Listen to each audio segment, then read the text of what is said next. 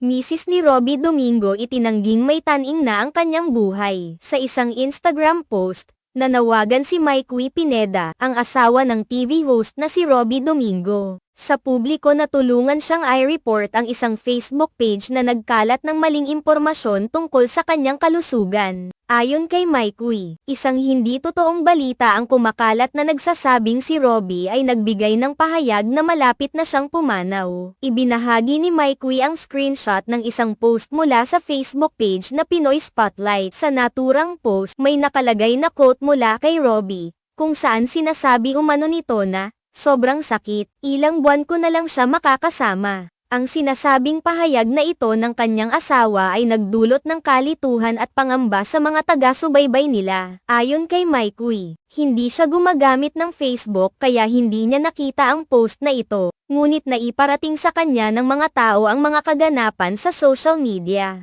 "I don't use Facebook so I don't see posts like this, but thanks to people for sharing to me. Probably why people would ask me if I'm okay," ani Mikey sa kanyang post. Ipinagpasalamat niya ang mga tao na nagbigay alam sa kanya tungkol sa mga maling balita na kumakalat sa online platforms. Binanggit din ni Mikey na hindi siya madalas magbigay ng impormasyon sa social media, ngunit gumagawa siya ng mga update dahil sa magandang relasyon na mayroon siya sa kanyang mga taga-subaybay. "I only share here since I've built a good relationship with a lot of people who follow and message me. You guys know me best," dagdag pa niya sa kanyang pahayag. Dahil dito, humingi siya ng tulong sa mga taga-suporta na maging mapanuri at mag-report ng mga maling impormasyon. Aniya, "If ever you have the time, please help me report this post for false information on health. Thank you." Ang kanyang apela ay para sana matigil ang pagpapakalat ng maling balita tungkol sa kanyang kondisyon. Si Mikey Pineda ay na-diagnose na may dermatomyositis,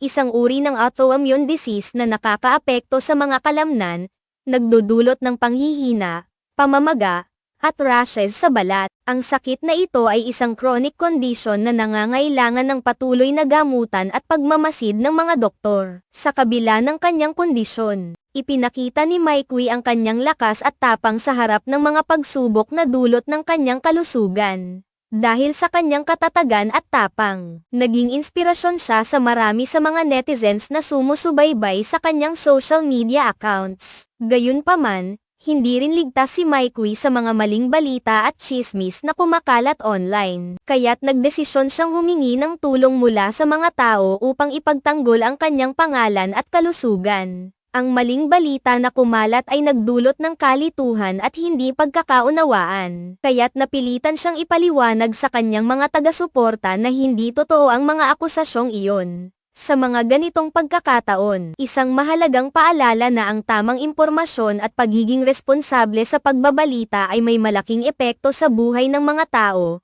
lalo na sa mga sikat na personalidad tulad ni Mikey Pineda. Sa huli, ang kanyang mensahe ay nagsilbing isang paalala sa publiko na laging mag-ingat sa mga balitang kumakalat online at maging mapanuri sa mga impormasyong tinatanggap at ibinabahagi. Ang mga maling balita ay hindi lamang nakakasira ng reputasyon, kundi nagdudulot din ng stress at pangamba sa mga tao na direktang apektado. Si Mikey Pineda ay patuloy na nagsisilbing inspirasyon sa pamamagitan ng pagpapakita ng tapang at positibong pananaw sa kabila ng mga pagsubok na dulot ng kanyang kalusugan.